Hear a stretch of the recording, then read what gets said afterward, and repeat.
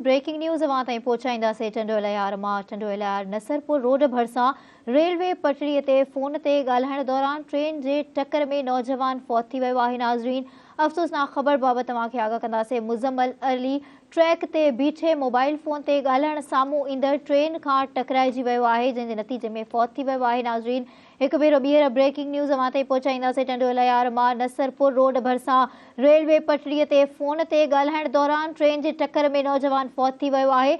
अफ़सोसनाक ख़बर आहे। नाज़रीन, मुज़म्मिल अली ट्रैक ते बीठे मोबाइल फ़ोन ते ॻाल्हाइण साम्हूं ईंदड़ ट्रेन सां टकराइजी फौत थी वियो आहे। नाज़रीन, ब्रेकिंग न्यूज़ अवां खे ॾींदासीं। टंडोलायार मां टंडोलायार नसरपुर रोड भरिसां रेलवे पटड़ीअ ते फ़ोन ते ॻाल्हाइण दौरान ट्रेन जे टक्कर में नौजवान फौत थी वियो आहे। नाज़रीन, अफ़सोसनाक ख़बर आहे। मुज़म्मिल अली ट्रैक ते बीठे मोबाइल फ़ोन ते ॻाल्हाइण साम्हूं ईंदड़ ट्रेन सां टकराइजी फौत थी वियो आहे।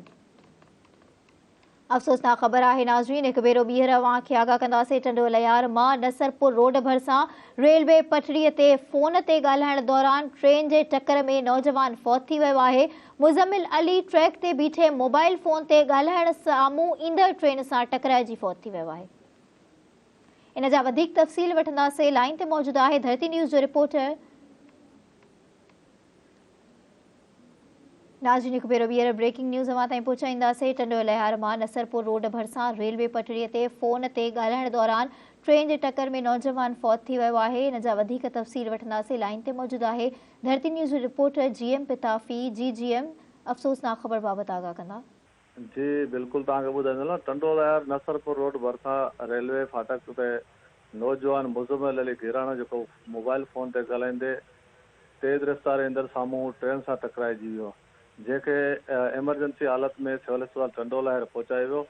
उन खां पोइ टंडोलायर पहुचाइण खां पोइ जॾहिं तमामु घणो ज़ख़्मी थियण खां पोइ जेको दम धणी हवाले करे छॾियो ऐं उन खां पोइ क़ानूनी कार्रवाई करण खां पोइ लाश वारसनि हवाले कयो वियो। वधीक तव्हांखे ॿुधाईंदो हलां त जेको पाड़ेसरनि में चौबोल हली रहियो आहे त फौत थी वियल मुज़म्मिल अली गिराणो कुझु ॾींहं पहिरियां बि जेको घरू अणबड़ तां गासलेट यानी मिटी जो तेल पी करे ख़ुदकुशी करण जी पूर्ण कोशिशि कई।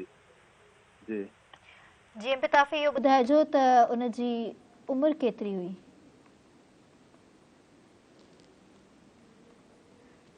नाज़रीन, ख़बर अवां खे ॾियूं पिया टंडोलायार मां टंडोलायार नसरपुर रोड भरिसां रेलवे पटड़ीअ ते फ़ोन ते ॻाल्हाइण दौरान ट्रेन जी टक्कर में नौजवान फौत थी वियो आहे। मुज़म्मिल अली ट्रैक ते बीठे मोबाइल फ़ोन ते ॻाल्हाइण साम्हूं ईंदड़ ट्रेन सां टकराइजी फौत थी वियो आहे।